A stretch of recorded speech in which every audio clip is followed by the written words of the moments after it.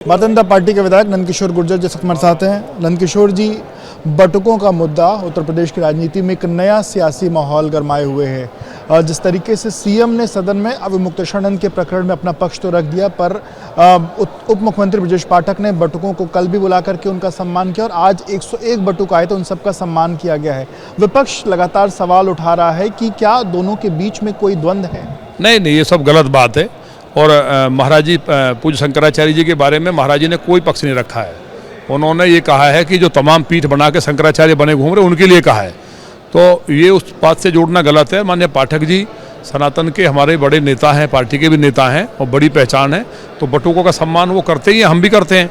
और माननीय योगी जी भले ही क्षत्रिय परिवार में जन्म लिया, लेकिन आज के परिप्रेक्ष्य में अगर वर्ण व्यवस्था से देखें वो संत हैं और संत को ब्राह्मण माना जाता है। योगी जी भी ब्राह्मण ही है, तो संत की सरकार में बटुकों का सम्मान होगा। सपा सरकार में जो संत थे, बटुक थे, उनको गोलियों से छलनी करके सरयू नदी में डाल दिया गया था कार सेवा के दौरान, और वो लगातार ब्राह्मण समाज के खिलाफ किस तरह जहर उगलते हैं वो सब पूरे प्रदेश और देश जानता है। तो समाजवादी पार्टी तो समाप्त हो जाएगी। माननीय पाठक जी ने जो किया बहुत शानदार काम किया है। ये सब कुछ लगभग 1 महीने बाद हुआ। 18 जनवरी को बटुकों का अपमान होना और फिर 18 फरवरी तक आते आते ये जो सम्मान की बात है वापस से शुरू हो पाई, तो 1 महीने का वक्त लग जाना, इसको लेकर के भी सवाल। अब ये तो कोई बात नहीं है, मुहूर्त जब होगी तभी तो करेगा आदमी। अब राहु काल में पूजा करने बैठ जाए तो उल्टा ही तो होगा। तो ये मुहूर्त रही होगी। पाठक जी तो विद्वान ब्राह्मण हैं, लेकिन माननीय केशव मौर्य जी ने जो हमारे नेता हैं, उन्होंने तो पहले दिन पूज्य शंकराचार्य कह करके और वहाँ कहा था कि भाई हमें तकलीफ़ है, जो जिसने किया उस पर कार्रवाई करेंगे, महाराज जी स्नान करें,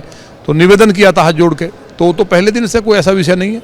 मोहन भागवत जी भी उत्तर प्रदेश के दौरे पर हैं। सीएम ने भी कल मुलाकात करी है, दोनों डिप्टी सीएम ने भी आज मुलाकात की, तमाम और भी लोग मुलाकात कर रहे हैं। और इन मुलाकातों के बीच क्या आपको लगता है कि 2027 को लेकर के बड़ी तैयारियों के बीच ये मुलाकात? नहीं, देखिए 27 के लेकर तो नहीं है। पूज्य भागवत जी का राजनीति से मतलब नहीं है, वो व्यक्ति निर्माण करता है संघ, और जो राष्ट्र के लिए काम करता है उसको संघ के स्वयंसेवक सपोर्ट करते हैं। अगर भाजपा का कोई व्यक्ति सनातन के खिलाफ काम कर रहा है, गलत कार्यों में लिप्त है, तो संघ उसको हराने का काम भी करता है।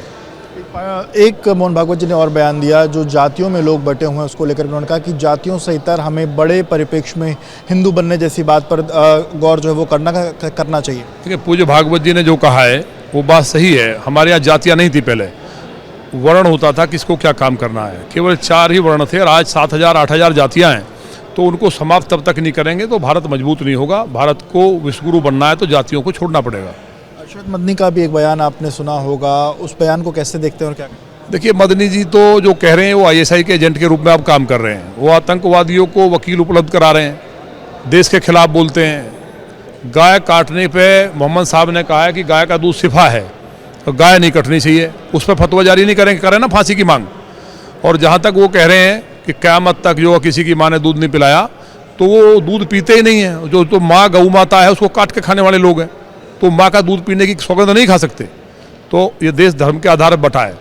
उनको अगर तकलीफ़ हो रही है तो पाकिस्तान चले जाएँ, लेकिन हिंदुस्तान में जो वापसी आना चाहते हैं, करोड़ों ईसाई वापसी आए हैं, क्योंकि ये जो यहाँ मुसलमान हैं वो सारे के सारे हिंदू हैं।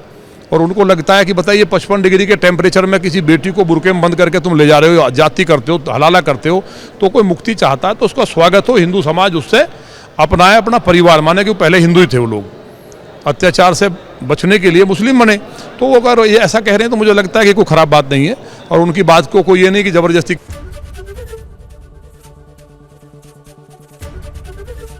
ABP गंगा, खबर आपकी, जुबान आपकी।